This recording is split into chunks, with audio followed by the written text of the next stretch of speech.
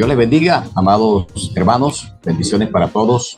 Quiero darle la bienvenida en este momento a todos nuestros hermanos, a todos nuestros amigos, a este nuestro primer episodio que tiene que ver con el tema Lo que creemos. Soy el pastor Franklin Manjarres, por la gracia del Señor Supervisor del Distrito Costa, en la ciudad de Barranquilla y toda su área metropolitana, pastor de la Iglesia Misionera del Nombre de Jesús. Bienvenidos entonces a este primer episodio, Lo que creemos. Y para el día de hoy quiero leer un texto bíblico para apoyarnos acerca del tema que nos corresponde el día de hoy. Según de Timoteo capítulo 2, el verso 15 dice: procura con diligencia presentarte a Dios aprobado como obrero que no tiene de qué avergonzarse, que usa bien la palabra de Dios. Al igual que en 2 de Timoteo capítulo 4, el verso 2, dice: te encarezco delante de Dios y del Señor Jesucristo, que juzgará a los vivos y a los muertos en su manifestación y en su reino. Que prediques la palabra, que instes a tiempo y fuera de tiempo, redarguye, reprende, exhorta con toda paciencia y doctrina. Hoy, el tema que nos aqueja y el tema a tratar es acerca de la doctrina. Tenemos algunas preguntas y para hablar acerca del tema de la doctrina, sería bueno hacer una introducción y hacer una pequeña definición que tiene que ver con doctrina. Dice que es el conjunto de enseñanzas basadas en un sistema de creencias sobre una rama del conocimiento o campo o estudio o ciencia concreta. Eso tiene que ver con doctrina a nivel secular. Pero hablemos de las doctrinas bíblicas, y son las enseñanzas del Señor Jesucristo por medio de su palabra. Son enseñanzas esenciales que tienen que ver con la palabra del Señor. Y hay doctrinas fundamentales y doctrinas elementales. Entonces, vamos a darle paso. Y quiero presentar en este momento nuestro hermano, quien nos va a estar enseñando, sacando un poco de dudas acerca de ciertas preguntas que nosotros como cristianos y no cristianos también las podemos hacer en cualquier momento de la vida, donde hay un auge de doctrinas, auge de creencias. En las redes sociales está inundado de personas que tienen un credo y dicen creer y enseñar. Pero hoy, desde el punto de vista bíblico, queremos enseñar acerca de ese tipo de doctrinas. Y para ello hemos invitado de una manera muy especial, y estoy feliz, contento de poder tenerlo aquí en el set de grabación, a nuestro pastor Guillermo Torres, pastor de la Iglesia Misionera, presidente a nivel nacional e internacional de la Iglesia Misionera del Nombre de Jesús. Bienvenido, pastor Guillermo. Dios le bendiga. Amén, gloria a Dios. Bueno, un saludo muy especial para nuestro pastor Franklin Manjarres, supervisor del Distrito Costa, y para todos nuestros pastores a nivel nacional e internacional, sus hermosas familias, todos amigos y hermanos de diferentes organizaciones, para todos un saludo muy, pero muy especial en el nombre glorioso de nuestro Señor Jesucristo. Estamos contentos de poder tener este evento, este programa, en su nombre glorioso, mi pastor Franklin Manjarres.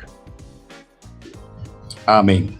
Muchas gracias, pastor Guillermo. De verdad muy contento de poder tenerlo y socializar, dilucidar aquellas preguntas, mi pastor, que regularmente las hacemos en cualquier reunión, ya sea cristiana y no cristiana. Y el tema de hoy que nos aqueja, el tema de este primer episodio de Lo que creemos, tiene que ver con la unicidad de Dios.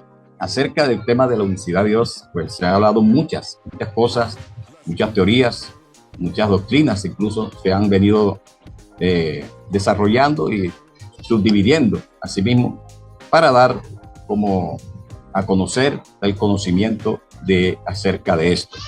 Y hoy tenemos una pregunta, es una pregunta importante, y pastor Guillermo: ¿qué significa que Dios es uno? ¿Qué significa que Dios es uno? Amén, gloria al Señor. Excelente pregunta para todos los estudiosos y aquellos que son inquietos por la palabra del Señor. Significa que Él es la única existencia, el único ser supremo, y no hay otros dioses como Él. Esta doctrina es conocida como monoteísmo. Es central en las religiones abrahámicas, en el judaísmo, cristianismo, en el Islam. Oye, Israel, el eterno nuestro Dios, el eterno uno es. Deuteronomio 6:4. La Biblia, mi pastor supervisor, deja muy claro que solo hay un Dios. Jesús mismo citó la palabra de Moisés en San Marcos 12:29, cuando dijo del gran mandamiento y principal mandamiento: oye, Israel, el Señor nuestro Dios, el Señor uno es. El apóstol Pablo dice que no hay más que un solo Dios en 1 Corintios 8:4. También le dice a Timoteo que hay un solo Dios y un solo mediador entre Dios y los hombres. Es importante poder saber que solo hay un solo Dios. Amén, mi pastor supervisor. Amén. Sí, Señor. Es de evidencia para todos ustedes acerca de Israel. Israel es el pueblo que Él escogió y ahí Él entregó sus promesas, y una de las cosas que Él le promovió y le dijo en muchas circunstancias, y les aseveró que el único Dios verdadero era Él. Entonces ahí tenemos en enseñanza testamentaria, que son las enseñanzas del Antiguo Pacto, siempre hay una alusión, mi pastor Guillermo, de que Dios es uno. No hay ninguna evidencia que pueda expresarse que está subdividido o está en su divinidad sea plural. Amén. Amén. Hay otra incógnita, mi pastor Guillermo, y cómo se diferencia la unicidad de la doctrina de la Trinidad. Usted sabe que la unicidad tiene sus arraigos en la Escritura, pero como ha habido una distorsión acerca de otras doctrinas, en este caso puntual, la Trinidad, porque ahí también está el dualismo. Pero, ¿qué diferencia la unicidad de la doctrina de la Trinidad? Amén. Bueno, primero que todo, yo quisiera que tuviéramos en cuenta que la Trinidad no es una doctrina que aparece explícitamente en la Biblia, sino una doctrina que fue desarrollada a lo largo de los siglos por los teólogos cristianos. Muchos cristianos creen en la Trinidad como una revelación divina, mientras que otros, como los unicitarios y los testigos de Jehová, la consideran una interpretación más bien humana. Una interpretación humana. La doctrina de la Trinidad se centra en la creencia de que hay un solo Dios que existe en tres personas: Padre, Hijo y Espíritu Santo. La diferencia clave entre la Trinidad y nosotros, la doctrina unicitaria, la diferencia clave entre la doctrina de la Trinidad radica en la concepción de Dios. Es allí, en la concepción de Dios. La unicidad afirma que hay un solo Dios, sin distinción en personas. Mientras que la Trinidad sostiene que Dios existe como tres personas coeternas, que es un error, coeternas, Padre, Hijo y Espíritu Santo, siendo una sola naturaleza divina. La unicidad afirma también que solo hay un Dios, y que a diferencia de la Trinidad, en este Dios no hay una pluralidad de personas, y que Jesucristo es este único Dios. Uno de los textos más usados por todos los lectores de la Biblia y los que creen en la doctrina de la unicidad es: oye, Israel, el Señor nuestro Dios, el Señor uno es. Así que, mi pastor Franklin, esa sería la respuesta o la diferencia que hay entre la doctrina de la Trinidad y la doctrina de la unicidad. Amén. Amén, mi pastor. Sí, Señor. Es importante porque necesitamos saber precisamente acerca de el tema de lo que somos y de lo que somos y lo que creemos, ¿verdad? Y tenemos que estar centrados, de verdad, porque no podemos divagar entre dos pensamientos y ser claros en la doctrina que está fundamentada en la palabra de Dios. Muchas gracias, mi pastor. Amén, mi pastor. Y la Biblia dice, no se le puede servir a dos señores. No se Amén. le puede servir, mucho menos a tres. Dios es uno y uno es su nombre. Amén, amén. Textos bíblicos. Ya usted me acaba de corroborar ciertas, porque esos son antecedentes acerca de escriturales. No vamos a hablar aquí de solamente invenciones humanas, historias o concepciones, porque a veces hay muchos que hacen ejemplos humanos para llevar y para dar a conocer la Trinidad. Hablan del huevo, hablan inclusive de la conformación del ser.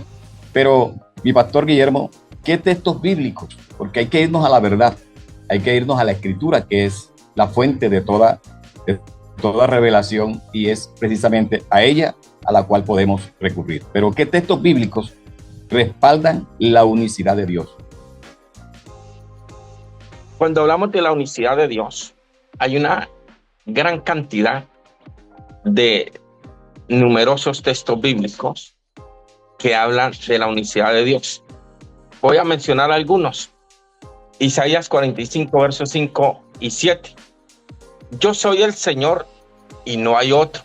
Yo soy Dios y no hay otro semejante a mí.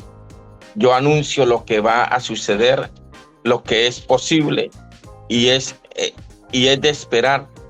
No lo ha hecho ningún otro. No hay otro Dios.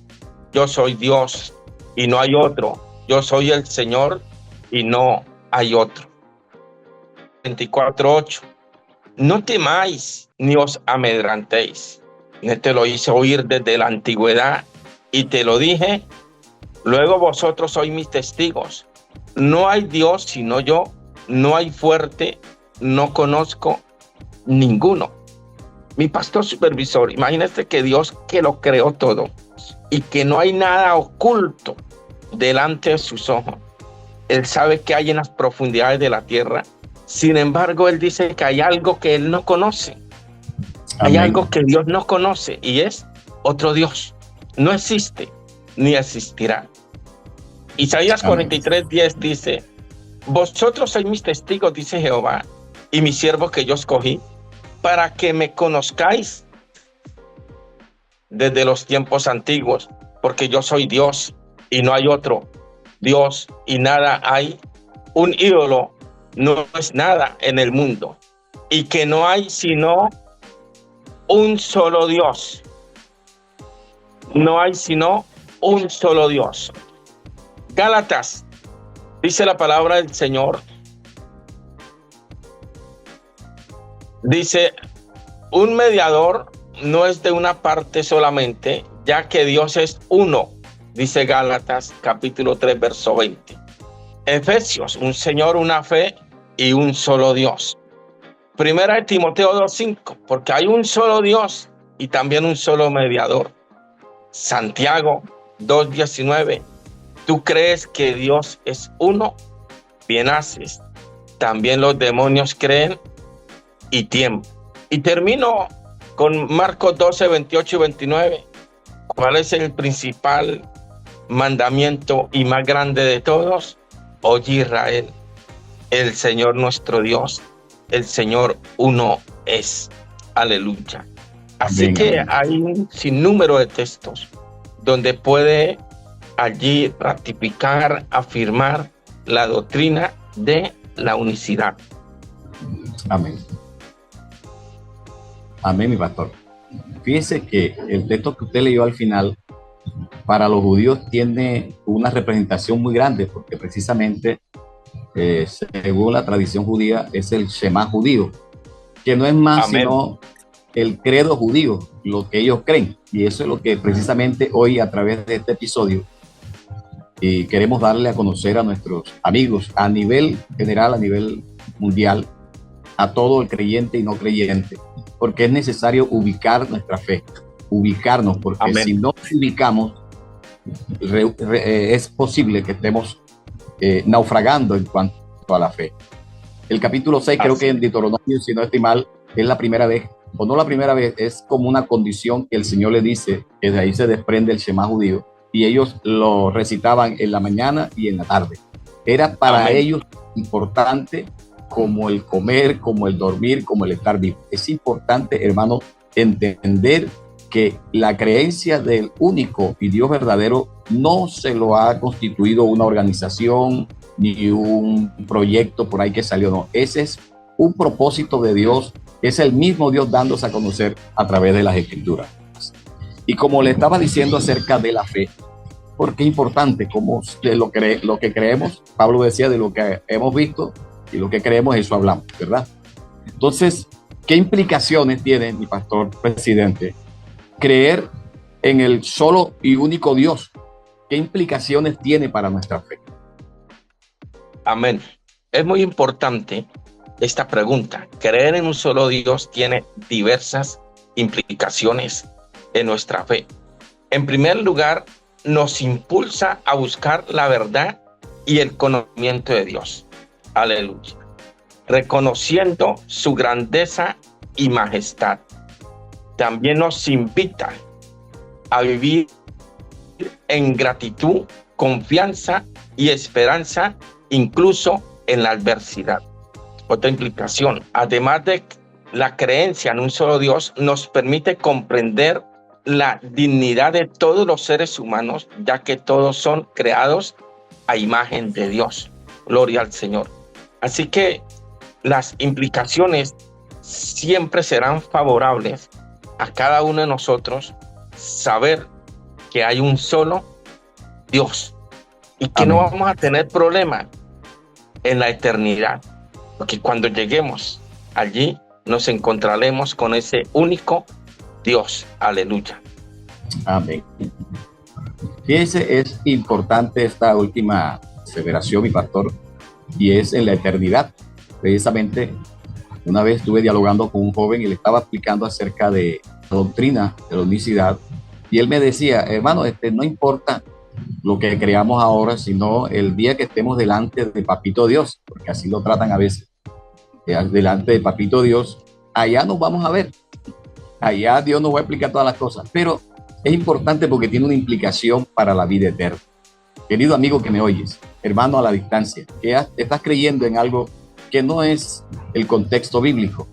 Resulta que el día que el Señor también estaba en sus días de la carne, alguien le preguntó, Tomás creo que le preguntó, Señor, no sabemos para dónde vas, tú siempre hablas del camino, hablas de ir, de que vas a preparar morada, pero no sabemos para dónde vamos, no sabemos el camino. Es necesario saber porque tiene unas implicaciones muy grandes. Hermano querido, usted que me oye, y en este episodio especial que hacemos y transmitimos, auspiciado por la Iglesia Misionera del Nombre de Jesús, es importante porque tiene una implicación de la vida eterna, de nuestra salvación. Amén, gloria al Señor Jesucristo. Es importante entonces, mi pastor Guillermo, porque vamos a entrar ahora a desglosar, porque ya ahí vamos a tomar ahora una manifestación, porque Dios fue manifestado en diferentes formas. En algunos, en el antiguo pacto le llamaban teofanía, que era la manifestación a gusto de Dios, de hacerse visible, de mostrarse como en diferentes formas, como en un varón, como en un ángel, el ángel de Jehová. Y tengo esta pregunta, porque entonces debemos entender, si hemos venido predicando en muchas oportunidades que Dios fue manifestado en carne en Jesucristo, entonces Jesucristo es realmente el mismo Dios del Antiguo Testamento. Amén. Bueno, Dios es el mismo Jesús del Nuevo Testamento. Aleluya. Porque había en la mente de Dios un plan de su manifestación para venir a salvarnos. Si yo digo que Jesús estaba en el Antiguo Testamento, ¿es a través de qué? De ese plan, es a través de unas profecías. Si no, vendría a creer de que Él es eterno, y dicen los trinitarios que Él estaba allí, ya el Hijo, desde Génesis. Jesús mismo confirmó el hecho de que Él está en el Antiguo Testamento. En Juan 5, 46 explicó a algunos líderes religiosos hablaba de Jesús, porque si creyeres a Moisés, me creerías a mí, porque de mí, dice Jesús en Juan 5:46, de mí escribió él. Pero si no creéis en sus escritos, ¿cómo creeréis a mis palabras? Dice, de mi cuerpo, dice Isaías 56, di mi cuerpo a los heridores y mi mejillas a los que me mesaban la barba. No escondí mi rostro de injurias ni de esputos. Entonces, nótese cómo el Antiguo Testamento está hablando de quién, de su manifestación, de Jesús. Aleluya. Y veíamos acá en Juan 8, 56, 58, Abraham vuestro padre se gozó de que había de venir, de ver mi día. Se gozó de que había de ver mi día. Y lo vio y se gozó. Entonces le dijeron los judíos, aún no tiene 50 años y has visto a Abraham. La frase antes que Abraham, dice, antes que Abraham fuese, yo soy. Es una declaración de Jesús en el Evangelio de Juan, donde afirma su preexistencia divina. En esencia, Jesús está diciendo que existió antes de que Abraham existiera, es decir, yo soy. O sea, ya estaba ese plan perfecto, divino de Dios en venir a buscar y a salvar lo que se había perdido. Por eso él dice en Juan 1:10, en el mundo estaba y el mundo por él fue hecho, pero el mundo no le conoció. Apocalipsis está hablando, yo soy el alfa y la omega, el principio y el fin, dice el Señor, el que es, que era y que había de venir, el Todopoderoso.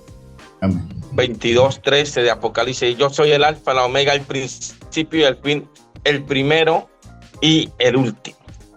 Entonces, mi pastor supervisor, según algunos cálculos, más de 300 profecías del Antiguo Testamento, escuche, más de 300 profecías del Antiguo Testamento, amén, apuntan a Jesucristo y se cumplieron en su vida en la tierra. Entre ellas se incluyen profecías sobre su singular nacimiento. Ya empieza a hablar desde su singular nacimiento, del momento en que Jesús es anunciado como ese Mesías. Jesús mismo escandalizó a las autoridades religiosas cuando se puso de pie en la sinagoga de Nazaret y leyó Isaías 61, concluyendo con este comentario: hoy se ha cumplido esta escritura delante de vosotros. Lucas 4, verso 18 al 21. Entonces, nótese cómo la palabra del Señor sí habla, aleluya, desde el amén, Antiguo Testamento, de ese Jesús que es antes de Abraham. Aleluya. Dios, aleluya, se manifestó en carne y por eso Él es antes de Abraham. Antes que existiera todo, Él ya era. En el mundo estaba y el mundo por Él fue hecho. A lo suyo vino y los suyos no le recibieron. Mas a todos los que creen en su nombre les dio potestad de ser hechos hijos de Dios. Amén, mi pastor Frank. Amén. Mi pastor, es importante también concluir en este, porque es una forma, digámoslo así, porque hay muchos textos. Estamos dándole como un abreboca a todo esto de lo que creemos. Sí. Pero he visto por ahí en las redes sociales, siempre se coloca, dígame dónde dice que Jesucristo es Dios, o sea, dónde él dice que él es Dios. Y fíjense que el texto que usted lee acerca de cuando él les habla precisamente a los fariseos y a los saduceos, que no era sino la clase, los que eran ortodoxos, los que creían a letra firme de que existía y que existe un solo Dios.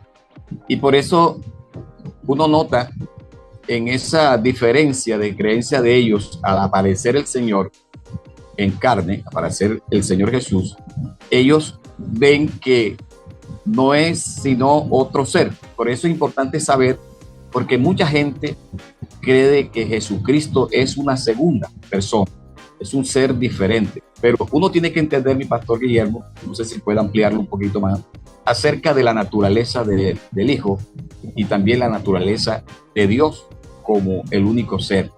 Cuando se habla ahí de Jesucristo, cuando habla de que Él aparece en la escena, habla como la sustancia humana, pero en el texto que usted acaba de mencionar, que se lo menciona a los lectores, los que eran doctores de la ley, que sabían el Shema judío, él le citó precisamente, se tomó el derecho de decirle y utilizar el nombre propio, el nombre oculto de el Señor que fue dado a Moisés en el capítulo 3, creo que está ahí, donde él dice: amén. Yo soy, antes que Abraham fuese, yo soy. Entonces ahí concluimos que cuando se habla de Jesús en esa expresión, él no está diciendo que es que Jesús el humano estaba antes de Abraham, no. Estaba diciendo es que es el mismo Dios que estuvo antes de Abraham y desde antes de los comienzos de los comienzos. Amén, mi pastor. Es que nótese que tomaron piedra para apedrearle. Y entonces le dice: bueno, muchas buenas obras he hecho delante de vosotros, ¿por cuál de ellas me apedreáis? Y ellos le responden: no, por las buenas obras no te apedreamos, sino porque tú, siendo hombre, te haces Dios. Y era ellos no entendieron. Y era lo contrario. Yo a veces trato de entender al pueblo de Israel, porque ellos vienen acostumbrados desde el Antiguo Testamento a tener a un Dios guerrero. Te ves que lo describen así: Jehová el poderoso en batalla, Jehová el valiente, Jehová de los ejércitos. Y aparece ahora manifestado en carne, que se deja golpear, que es humilde. Ellos se confunden. Entonces el mismo Señor dice a Jerusalén: si hubieras conocido el día de su visitación, no me hubieran crucificado, no me hubieran golpeado. No se dieron cuenta en qué momento Dios vino y estuvo con ellos. Muchos no se dieron cuenta. Y él dice: si hubieran conocido, les cita la Biblia, el día de tu visitación, porque vino y les visitó. Por eso dice: en el mundo estaba y el mundo por él fue hecho, pero no se dieron cuenta quién fue el que caminó y estuvo por esas plazas, por esos caminos, el mismo Dios que hizo los cielos y la tierra. Amén. Gloria a Dios. Él se tomó el derecho, estando en carne, de decirles, no muy abiertamente, pero sí claro, de que era el mismo Dios, que el mismo Abraham tuvo contacto y fue amigo de Dios. Es importante, queridos, que entendamos que en la Biblia, en las profecías del Antiguo Pacto hacia el Nuevo Testamento, en ninguna parte usted va a encontrar al Señor diciendo que Él va a enviar a su Hijo. Oye, nunca lo va a encontrar, porque el Hijo divino no existe. El Hijo divino no aparece en la Biblia. Aparece el Hijo hecho, manifestado en carne, o sea, la humanidad de Cristo. Aparece que el Señor, Él promete venir. Precisamente, mi pastor, usted lo acaba de mencionar también, disculpe que lo redunde, precisamente es que Él es el que invita, y a través de la profecía, a través de su profeta, Él es el que promete. Capítulo 35 de Isaías, muy conocido.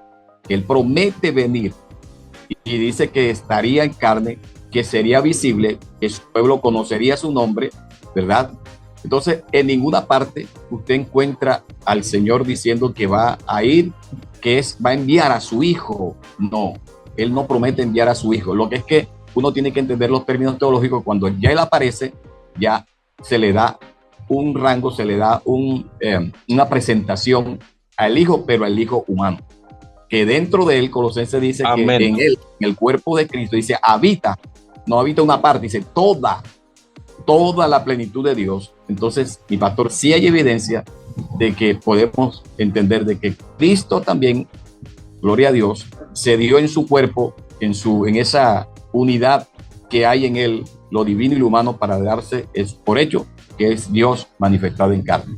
Gloria al Señor. Qué bueno. Amén. Este tema, hermano, mi pastor Guillermo, este tema que es tan sabroso, esto tiene para cortar y para alargarnos siquiera un episodio. Sí, pero vamos a continuar, es un tema muy profundo, tema muy amplio.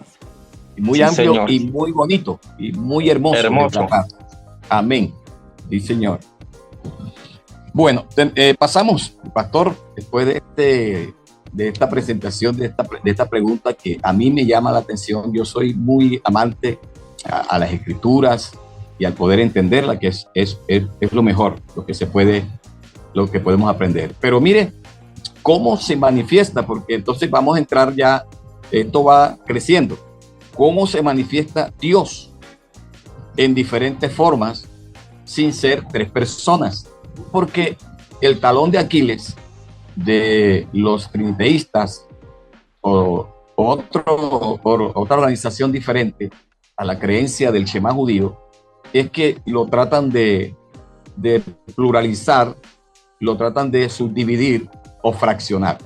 Entonces, ¿cómo se manifiesta Dios en diferentes formas sin ser tres personas?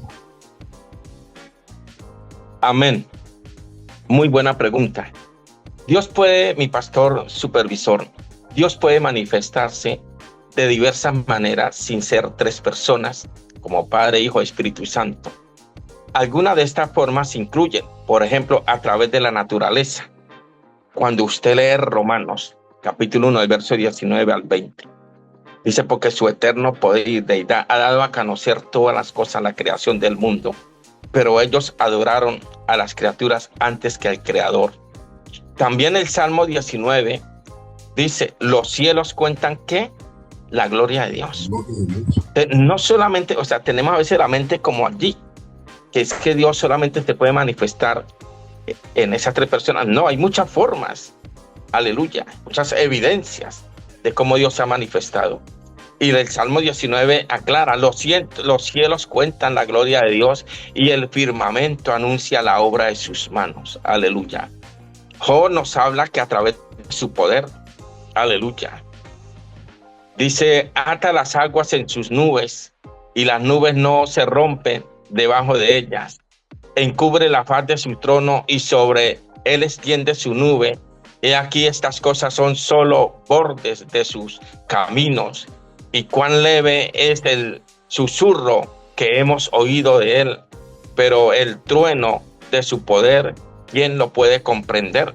Entonces nótese que podemos ver a Dios que se manifiesta a través de ¿qué? De su poder.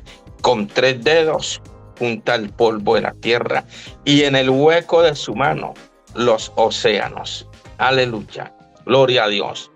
A través de la palabra, Dios se manifiesta, se da a conocer a través de la palabra. Acuérdese lo que dice la Escritura. Escudriñad las Escrituras, porque ellas son las que dan testimonio ¿qué? De mí. Es a través de esas páginas que vamos encontrando quién es Él, que vamos mirando quién es Él, su eterno poder y deidad. Aleluya. Entonces no solamente, porque a veces se tiene la mente allí, ¿no? Que es a través de esas tres personas. No, hay muchas formas, aleluya, de que Dios da a conocerse, de que Dios se muestra quién es Él. Cuando miramos cómo Dios responde a través de milagros, de sanidades, se paró frente a la tumba de Lázaro, lo levantó. Ahí se manifiesta Dios, aleluya, de una manera poderosa y especial.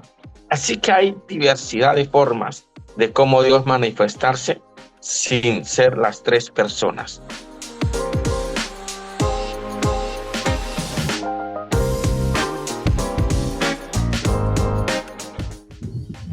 Amén. Evidencias, mis amados hermanos, amigos, evidencias que son irrefutables de la palabra de Dios, porque es importante, hermano, el conocimiento de la verdad.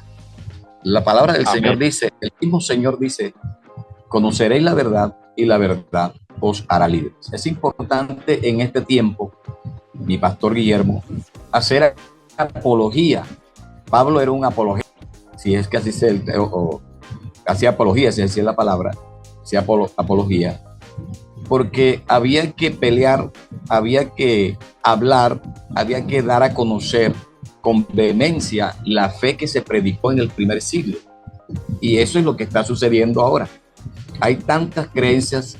Nosotros nos hemos metido en la cabeza que Dios no puede manifestarse en diferentes formas y que solamente hay ese tipo de manifestaciones. Pero en la Biblia encontramos, hermano, la multiforme sabiduría de Él, la profundidad que todavía es, hermano, a pesar de que teológicamente se intente conocer a Dios, no hemos llegado ni al 1%. Y la Biblia dice que lo que sabemos de Él es porque Él no los reveló, Él no lo revela, y lo revela a través de su palabra. Gloria al nombre Amén. Del Señor. Le hablaba de Pablo porque Pablo es uno de los defensores, hermanos queridos, de su creencia, de lo que ellos creían en el primer siglo. Y eso se ha venido apartando. La gente se ha venido apartando de lo que realmente se creía, que creía la iglesia primitiva. Y es por eso, hermano, la importancia y la preocupación de la iglesia del Señor en este tiempo, poder dar a conocer nuevamente, volver a los fundamentos de la palabra del Señor. Pero ¿qué, mi pastor Guillermo? Y es por qué es importante en este tiempo defender la doctrina que venimos hablando, la doctrina de la unicidad en el tiempo de hoy. Amén. Mi pastor Franklin, defender una doctrina hoy es crucial para la integridad intelectual, la claridad en la fe, la guía en la vida y la promoción de valores sociales. Vea todo lo que influye defender una doctrina. Importante. Esto se debe a que las doctrinas, sean religiosas, filosóficas o científicas, promocionan un marco para comprender el mundo, la existencia humana y la interacción entre ambos. Pablo le dice a Tito, pero tú habla lo que está de acuerdo con la sana doctrina. O sea, Pablo es un defensor de la doctrina. Y él le dice a su pupilo, a Tito, pero tú habla, mucho cuidado con lo que va a decir, habla con lo que esté de acuerdo con la sana, ¿qué? Doctrina. Aleluya. La sana doctrina es importante porque lo que creemos afecta lo que hacemos. Es muy importante. Lo que creemos afecta lo que hacemos. La sana doctrina es importante porque debemos verificar la verdad en un mundo de mentiras. La sana doctrina es importante porque al final de la sana doctrina está la vida eterna. Por eso dice el apóstol Pablo a Timoteo, ten cuidado de ti mismo y de la doctrina, persiste en ello, porque haciendo esto te salvarás a ti mismo y a lo que te oyeren. O sea, muy importante defender esa sana doctrina. La sana doctrina es importante porque nuestra fe se basa en un mensaje específico. Toda la doctrina de la iglesia contiene muchos elementos, pero el mensaje principal se defiende claramente. El Señor mismo lo dijo en Marcos 12:29. Oye Israel, el Señor nuestro Dios, ¿qué? Uno es. O sea, la sana doctrina está allí enfatizando a ese único y sabio Dios. Amén. También dice la sana doctrina que Cristo murió por nuestros pecados conforme a la Escritura y que resucitó al tercer día conforme a las Escrituras en 1 Corintios 15, versos 3 y 4. Estas son las incuestionables buenas nuevas y son de vital importancia. Cambiar ese mensaje y la base de la fe hace que cambiemos a Cristo por algo diferente. Nuestro destino eterno depende del escuchar la palabra de verdad, el evangelio de vuestra salvación, Efesios 1:13, ver también 2 Tesalonicenses 2, versos 13 y 14. Por eso el Señor dice, aleluya, y el mismo Señor manda y él habla, dice, el que cree en mí, como dice que la escritura. No Amén. Tanto el teólogo, no tanto el profeta, no. El que cree en mí, como dice que la escritura. El anciano Juan, en primera de Juan, dice que si alguien viene a nosotros y no trae esta doctrina, no le recibáis ni le digáis bienvenido, porque hay una doctrina establecida. Efesios 2:20 dice, edificaos sobre el fundamento de apóstoles y profetas, siendo la principal piedra del ángulo Jesucristo mismo. O sea, defender la sana doctrina en este tiempo es muy importante, porque está en juego la vida eterna. Aleluya. Amén. La vida eterna. Escudriña las escrituras, porque ellas dan testimonio de mí. Aleluya. El que cree en mí, como dice la escritura. Así que, mi pastor, es muy importante, hoy más que nunca, que nuestros hijos, que nuestros creyentes, en medio de un mundo tan difícil, donde hay vientos de doctrinas por doquier, enfatizar y enseñar esta doctrina que enseñaron los apóstoles, que enseñaron los profetas, y que hoy la iglesia continúa, aleluya, con ese mismo sentir y ese mismo pensamiento de enseñar quién es Dios. Amén. Es como una tarea, Pastor Guillermo, que hasta se nos hace impuesto realmente, porque tiene que ver con la salvación. Sí, amén. Uno se queda, hermano, porque como espantado. Hay gente, y con todo respeto lo decimos a los demás, pero hay personas, hermanos, que todavía no tienen un proceso completo de salvación. Hay gente que ha salido de la cárcel, hermanos, y ya enseguida lo declaran evangelista. ¿Sí?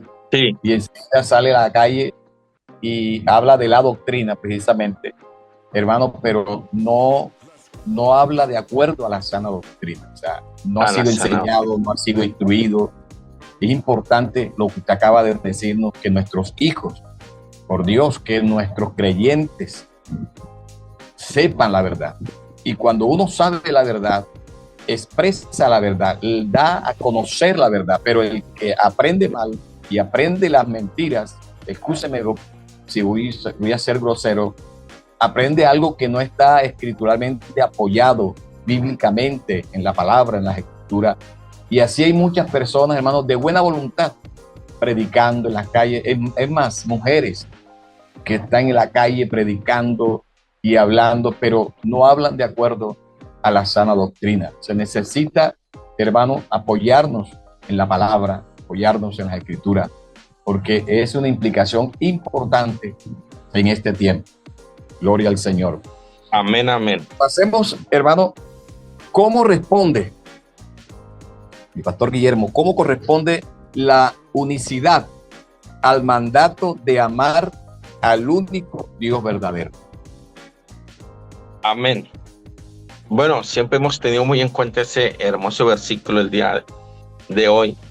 Hoy Israel, el Señor nuestro Dios, el Señor uno es, y amarás al Señor.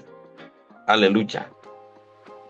Hay una claridad importante, porque no dice amarás a los tres, amarás a los dos, no, amarás al Señor en singular. La unicidad responde al mandato de amar al único Dios, al enfatizar que Jesucristo es ese único Dios. Aleluya. Y que no existe una pluralidad de personas en Dios, como propone la Trinidad. Los unitarios interpretan que el Espíritu Santo también es el mismo Dios, identificándolo con la manifestación de Dios como el Espíritu Santo. Entonces, cuando yo adoro, aleluya, cuando yo adoro es porque amo.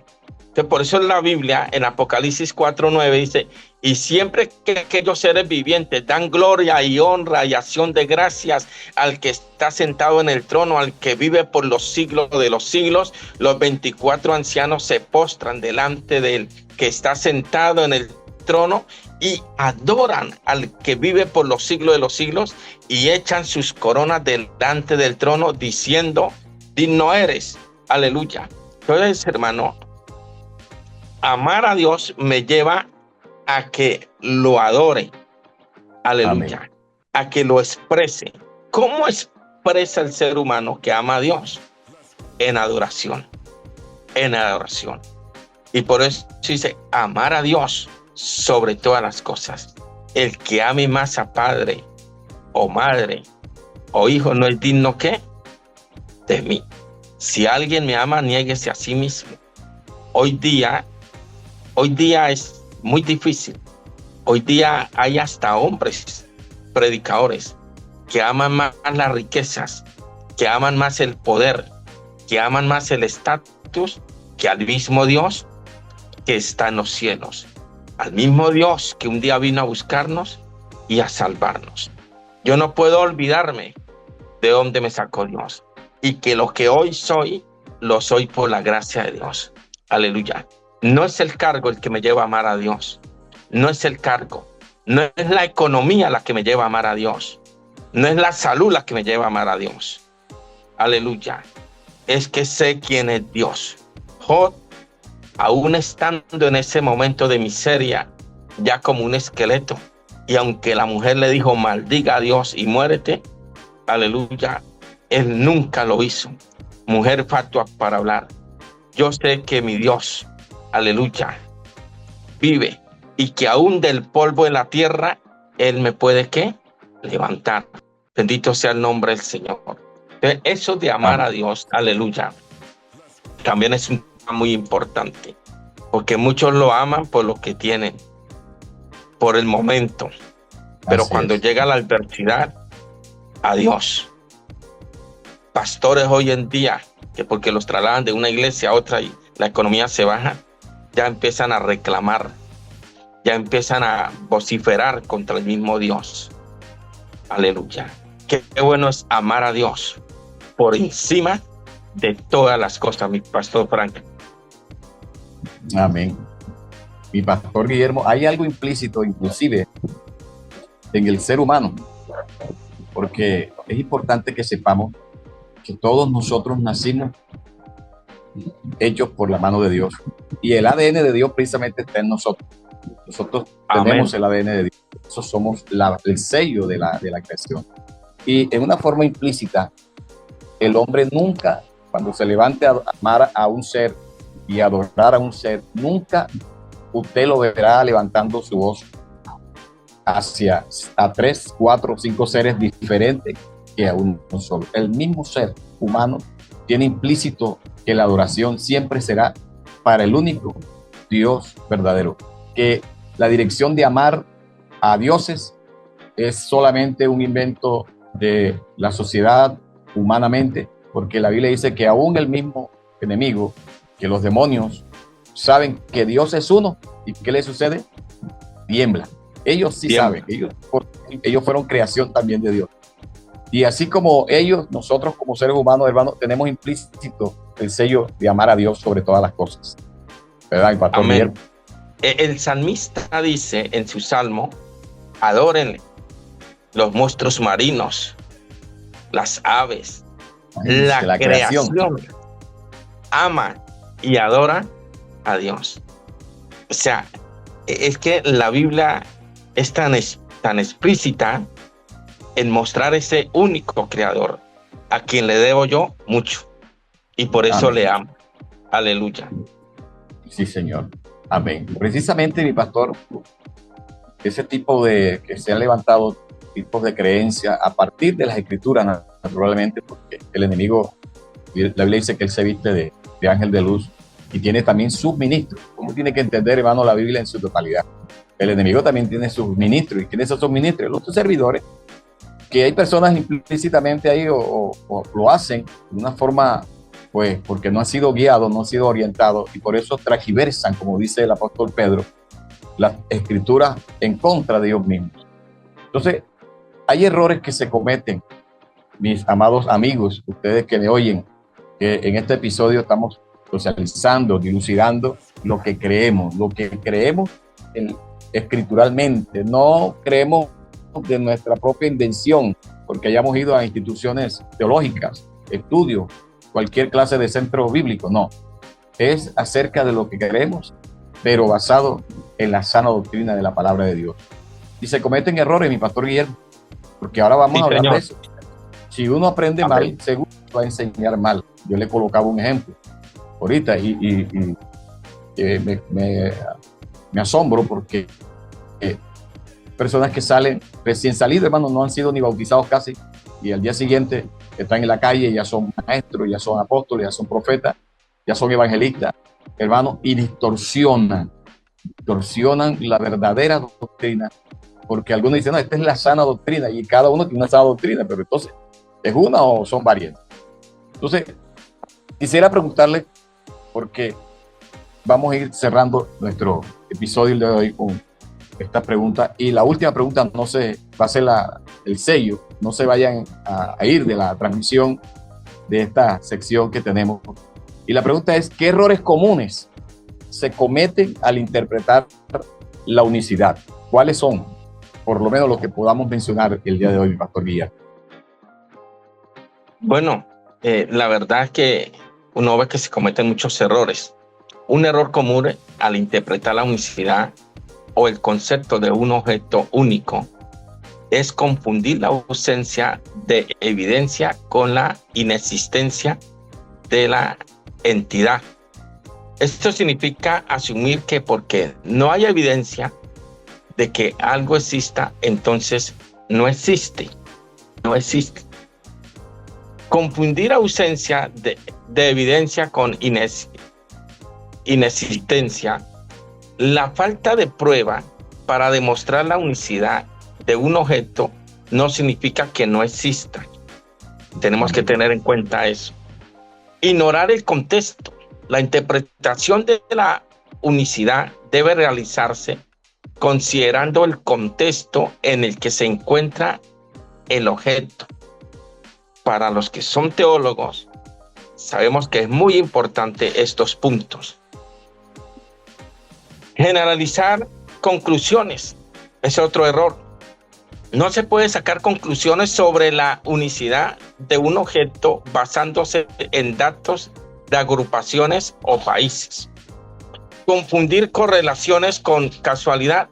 La existencia de una relación entre dos objetos no implica necesariamente que uno sea la causa de la unicidad del otro. Quiero continuar acá.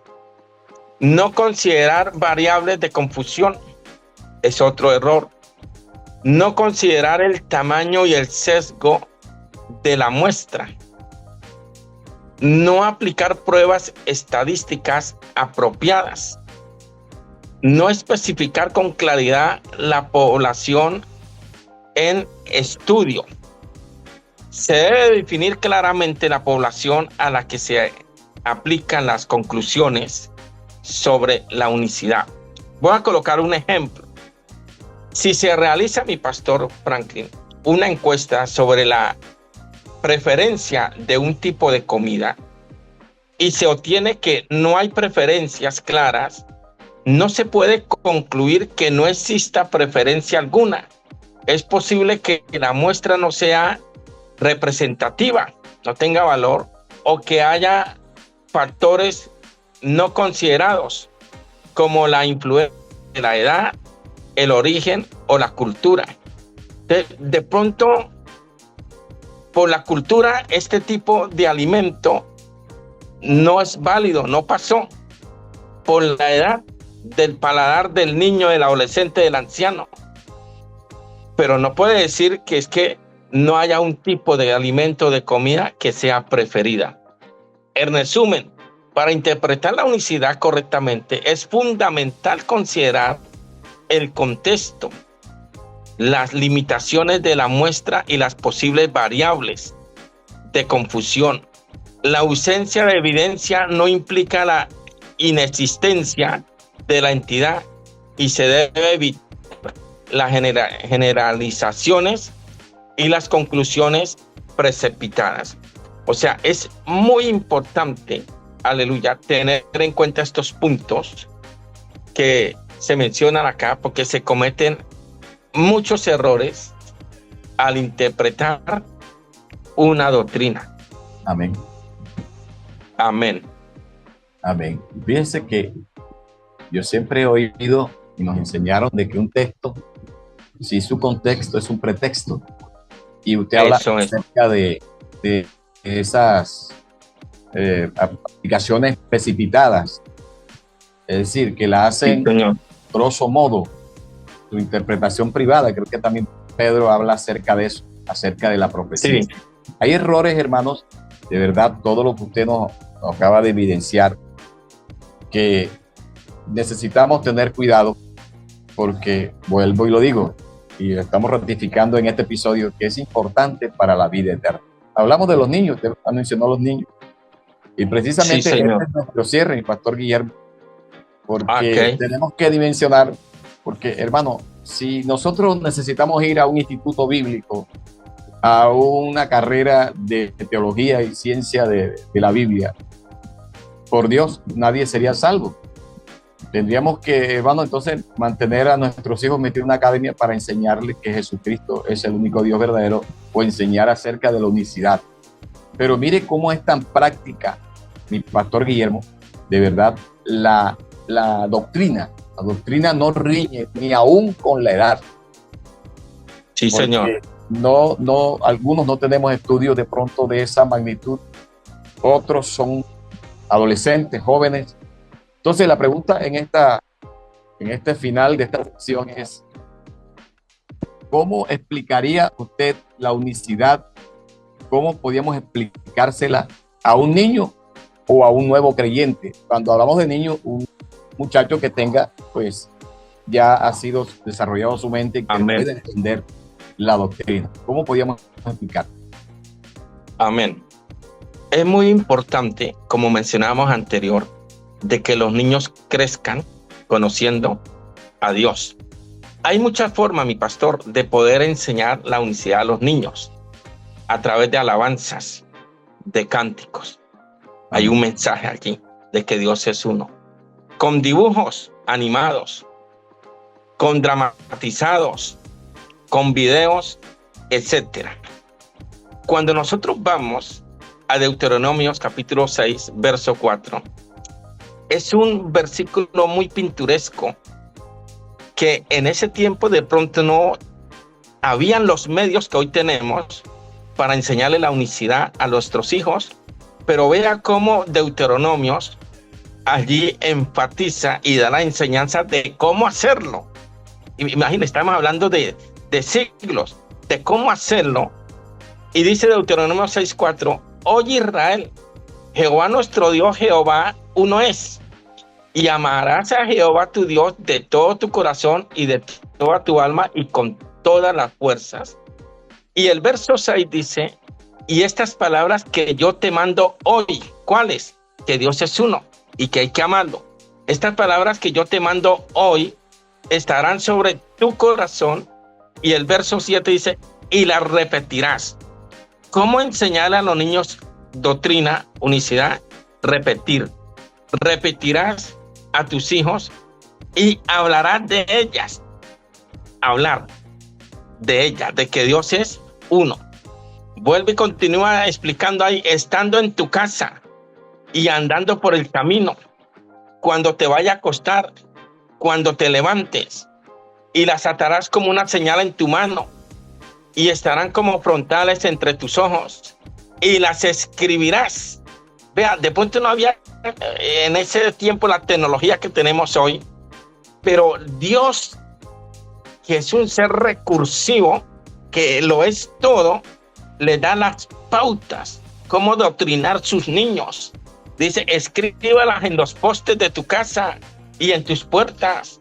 Así que los niños entraban y en el interior de la casa decía, oye Israel, el Señor nuestro Dios uno es. Ahí por vista, Ahí tenían el Amén. mensaje. Qué pasaje tan pintoresco. Hermano, no hay excusa. Nuestros niños deben de crecer como el pueblo de Israel, sabiendo que hay un solo Dios. Aleluya. Y para los adultos, hermanos, ya, porque está la pregunta, el discipulado de un nuevo creyente será efectiva en la medida en que se presente una cuidadosa atención al crecimiento de cada persona. Toda persona nueva en la fe necesita cuidado tal como lo necesita un bebé recién nacido. Amén. Proveer este cuidado es una responsabilidad de todos los miembros de la iglesia, no solo del pastor o de algunos líderes. Pablo dice, como a una madre que amamanta y cuida a sus hijos, así nosotros, por el cariño que se les tenemos, nos deleitamos en compartir con ustedes no solo el evangelio de Dios, sino también nuestra vida. Primera Tesalonicenses 2, versos 7 al 8. El apóstol Pablo nos muestra que debemos cuidar a la nueva criatura como a una nodriza. Entonces, ¿cómo podemos acompañar a una persona que está empezando su vida cristiana? ¿Qué hacemos con ella? ¿Cómo la instruimos? Entonces, hermano, ¿cómo hago yo con una persona? Hay un seguimiento, hay un tema específico. Debe de llevar un tema específico. Si voy a hablar de la unicidad, dedícale su tiempo, porque la fe viene por el oír y el oír la palabra de Dios. Entonces, nótese que sí podemos transmitir esta sana doctrina, aún desde bebés. Nuestros niños en la escuela dominical. Yo tengo mi niño y a veces bromeando le digo yo, no, hoy va a hacer este nombre del Padre, del Espíritu Santo. Y dice, no, papá, es en el nombre de Jesús, porque Dios es uno. Amén. Me dice él. Ya la tiene clara. Ya él la tiene clara. Una vez iba en la buseta y había ahí con esas imágenes que colocan de ídolos de Dios. Y le dije, mírelo, ahí está Dios. Dijo, no, Dios es espíritu y Él es uno. Él no es eso. Amén. Entonces, qué bueno que desde niños nos preocupemos por transmitir, como Dios le dice al pueblo de Israel, allí en Deuteronomios, del verso 6 al 9, esa preocupación de que nuestros niños crezcan sabiendo que hay un solo Dios, que hay una doctrina, aleluya, que no es nuestra, es de Dios, entregada para nosotros en pro de nuestra salvación. Amén. Amén. Bueno, gracias al Señor, Pastor Guillermo. De verdad que son temas muy profundos. Se le puede explicar sacándolo al patio, a la calle, mira hacia arriba, mira ese astro, mira la luna, las estrellas, de que hay una sola existencia, que ese solo ser ha creado todo, hermano querido, todo lo que tenemos. Mi pastor, ha sido un proceso bonito en este tiempo, en este episodio, y ya para terminar, porque ya se nos acabó el tiempo, quisiéramos como resumir, concluir. Pronto tengo unas palabras finales para nuestra audiencia en este episodio especial de introducción de lo que creemos. Amén. Amén. Bueno, damos gracias primero a Dios, que es nuestro todo, el centro de todo. Gracias a Dios, al Departamento Nacional e Internacional de Comunicaciones, a usted, mi pastor supervisor, amén, por habernos permitido realizar este episodio. Como le digo, son preguntas y respuestas. No es un estudio.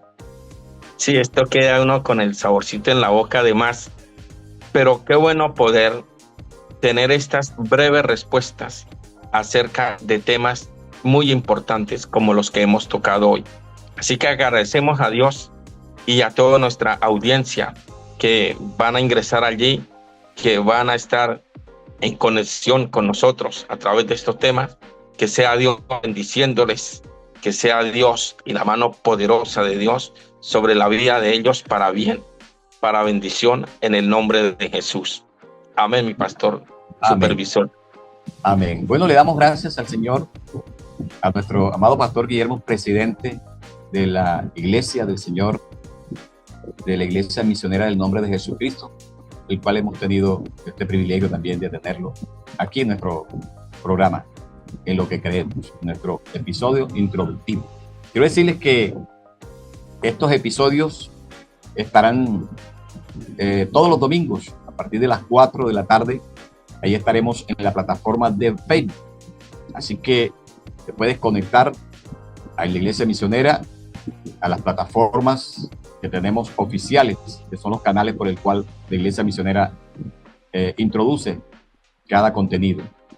Y los invito para el próximo episodio, que va a estar igual de bueno, pero lo vamos a ver entre 8 días. Nuestro segundo episodio, lo que creen los misioneros unicitarios acerca de Jesucristo, lo que cree la Iglesia Misionera del Nombre de Jesús. Así que los esperamos en nuestro próximo episodio. Dios les bendiga, Dios les guarde. Amén. Bendiciones para todos.